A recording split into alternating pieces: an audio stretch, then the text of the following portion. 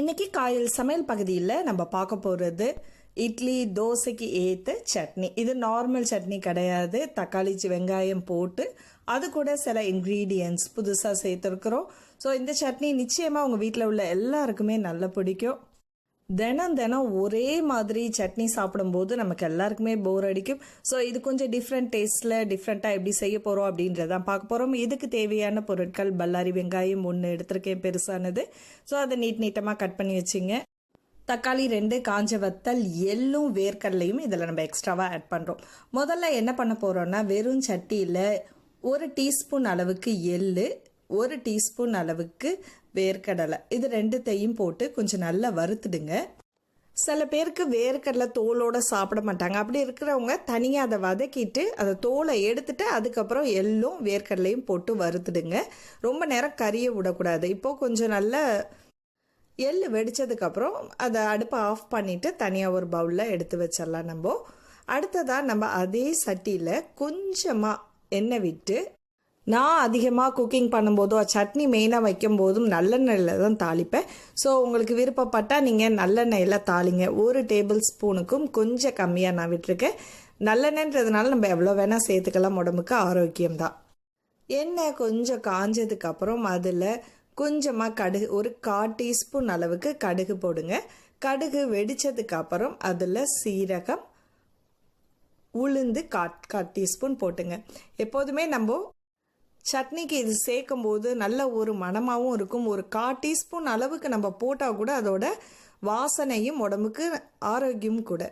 So அடுத்ததாக நம்ம இதுக்கு காரத்துக்கு காஞ்ச வத்தல் மட்டும்தான் சேர்க்குறோம். காரம் உங்கள் தேவைக்கு வரமிளகாய் மட்டும்தான் நம்ம சேர்க்கணும். நான் ஒரு 7-8 வரமிளகாய் சேர்த்துருக்கேன். இதோட ஒரு சின்ன எலுமிச்சைப்பழ அளவுக்கு புளியும் சேர்த்துக்குங்க. சேர்த்து கொஞ்சம் நல்லா வதக்கிடுங்க. இதில் பிறகு நம்ம நீட்டமாக நறுக்கி வச்சுருக்கிற பல்லாரி வெங்காயம் 1 அதோடு சேர்த்துங்க. இது கொஞ்சம் நல்ல பெரிய பல்லாரி வெங்காயம். சின்ன வெங்காயம் சேர்த்தா இன்னும் ருசியாக இருக்கும். ஸோ இந்த பெரிய வெங்காயத்தை அவாய்ட் பண்ணிவிட்டு சின்ன வெங்காயத்தை ஒரு கைக்குத்து அளவுக்கு நீங்கள் எடுத்து கொஞ்சம் நல்லா எண்ணெயில் வதக்கிக்கிட்டே இருங்க. அடுப்பு சிம்மிலேயே இருக்கட்டும், மூடி போட்டு குக் ஆகட்டும். இப்போ வெங்காயம் வதங்கிடுச்சு. அதுக்கப்புறம் நம்ம இதில் தக்காளி சேர்க்க போகிறோம். ஒரு மீடியம் சைஸ் தக்காளியாக இருந்தால் 2 போதும். இந்த சட்னியோட அளவு ஒரு 2 பேருக்கு வர்ற மாதிரி நான் சொல்லிட்டு இருக்கேன். உங்களுக்கு இன்னும் அதிகமாக வேணும்னா தக்காளியோட அளவையும் வெங்காயத்தோட அளவையும் நீங்கள் சேர்த்துக்கலாம். இந்த சட்னி ரொம்ப காரசாரமாக இருக்கும். ஸோ உங்களுக்கு காரம் ரொம்ப அதிகமாக வேணும்னா 7 வரமிளகாய் தாராளமாக சேர்த்துக்கலாம். இல்லைன்னா காரம் கம்மியாக வேணும்னா 4 அல்லது 4 போதும், 4-5 போதும்.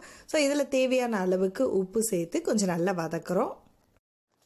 தக்காளி நல்லா வதங்கணும்னா ஒரு 5 மினிட்ஸ் நீங்கள் மூடி போட்டு குக் பண்ணலாம். இல்லை நம்ம அரைக்க போகிறோம் அப்படியே கூட அரைச்சிக்கலாம். சில பேருக்கு அந்த பச்சை வாசனை பிடிக்காது. ஸோ அவங்க கொஞ்சம் அடுப்பில் சிம்மில் வச்சுட்டு வதக்கலாம். ஸோ இது வதங்கினதுக்கு அப்புறம் நம்ம ஏற்கனவே வறுத்து வச்சிருக்கிற எள்ளும் வேர்க்கடலையும் இதில் சேர்க்க போகிறோம். இது தேங்காவுக்கு பதிலாக. இந்த எள்ளுலையும் வேர்க்கடலையிலையும் நிறைய சத்து இருக்குது. ஸோ இது கொஞ்சமாக நீங்கள் வாரத்துக்கு 1 நாள் குழந்தைங்களுக்கு செஞ்சு இந்த மாதிரி டிஃப்ரெண்ட்டாக கொடுத்து பாருங்கள், ரொம்ப பிடிக்கும். ஸோ ஆறுனதுக்கு அப்புறம் இதை மிக்ஸி ஜாரில் போட்டு தண்ணி விடாமல் அரைச்சி எடுத்துட்டிங்கன்னா சுவையான கார சட்னி தோசைக்கோ அல்லது இட்லி, ரவா தோசை இதோட சேர்த்து சாப்பிட ரொம்ப ருசியாக இருக்கும். ஸோ இந்த சமையல் உங்களுக்கு பிடிச்சிருந்துச்சுன்னா மறக்காமல் லைக் பண்ணிவிட்டு உங்கள் கருத்துக்களை ஷேர் பண்ணிங்க. காயல் சமையல் பகுதி உங்களுக்கு பிடிச்சிருந்துச்சுன்னா மறக்காமல் சப்ஸ்கிரைப் பண்ணிவிட்டு உங்கள் நண்பர்களுக்கும் ஷேர் பண்ணுங்கள். அடுத்த ஒரு இன்ட்ரெஸ்டிங்கான வீடியோவில் சந்திப்போம். நன்றி.